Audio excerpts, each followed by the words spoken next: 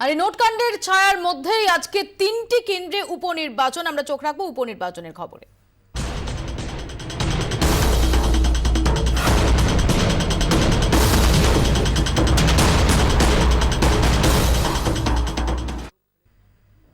আমরা শুরুতেই চোখ রাখবো কোচবিহারের দিকে, কারণ কোচবিহারে বিভিন্ন বুথে সেখানে বিরোধী এজেন্ট ছাড়াই ভোট গ্রহণ হচ্ছে, এমনটাই আমরা জানতে পারছি। সরাসরি আপনাদের নিয়ে যাবো কোচবিহারে। উজ্জ্বল মুখার্জি আমাদের সঙ্গে সেখান থেকে রয়েছেন। উজ্জ্বল,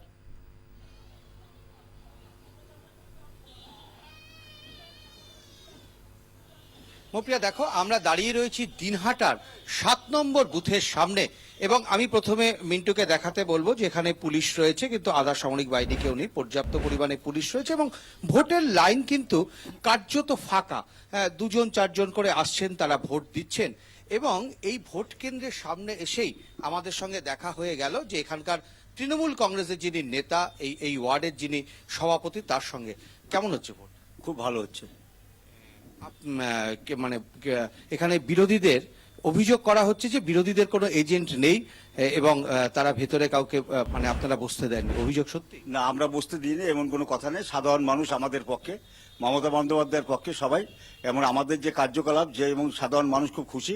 এবং শিক্ষার ক্ষেত্রে বলে, নৈরাজ্যের যে কোনো ব্যাপারে বলে না কেন, মমতা বন্দ্যোপাধ্যায় যা করছে আমার ওয়ার্ডে 6 নং ওয়ার্ডে প্রত্যেকটা লোক একইভাবে চিন্তা ভাবনা করে এগোচ্ছে এবং ওরা বলছে যে আমাদের মমতা বন্দ্যোপাধ্যায় সব। এবং বিরোধী পক্ষ, আপনি তো 6 নম্বর ওয়ার্ডের তৃণমূল কংগ্রেসের?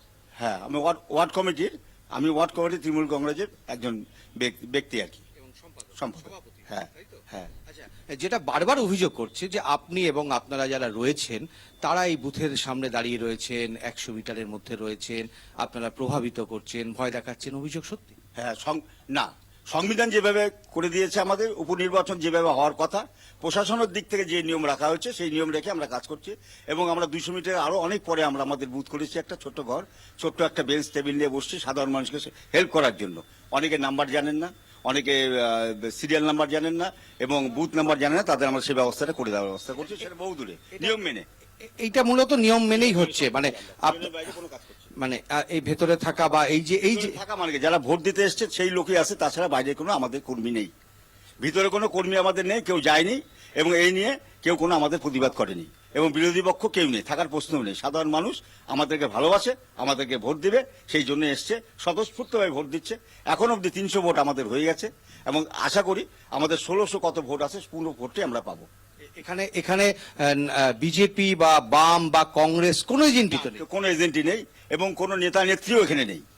সবাই আমাদেরকে ভালোবাসে, মমতা বন্দ্যোপাধ্যায়কে ভালোবাসে এবং মমতা বন্দ্যোপাধ্যায় এই জন্য ভালোবাসে। তারা 34 বছর বামফ্রন্ট জানা করছেন, মমতা বন্দ্যোপাধ্যায় 2011-এর পর থেকে আমাদের যে কার্যকলাপ এবং সাধারণ মানুষকে, গরিব মানুষকে এত কাছে নিয়ে এসছে, সেটা ভাবা যায় না। শিক্ষার ক্ষেত্রে বলে, কৃষকের ক্ষেত্রে। দেখো, এখানে শুধু উনি না, এখানকার যিনি কাউন্সিলর, তারা যাতে এখানকার সাধারণ মানুষজন যাতে সঠিকভাবে ভোট দিতে পারে, তাদের যাতে ভোট দিতে কোনো সমস্যা না হয়, তার জন্য এখানে তিনি রয়েছেন, এখানে আছেন। কমিশনার রয়েছেন, আমরা তার সঙ্গে কথা বলবো যে যাতে কোনো রকম সমস্যা তাদের না হয়। আপনি কাউন্সিলর তো? আমি এক্স কাউন্সিলর। তৃণমূল কংগ্রেসের। কিরকম ভোট কেমন হচ্ছে? ভোট খুব ভালো হচ্ছে এবং আমাদের পক্ষে ভোট হবে। বিরোধীরা তো নেই, ওয়েস্ট বেঙ্গলে তো বিরোধী কিছু নেই।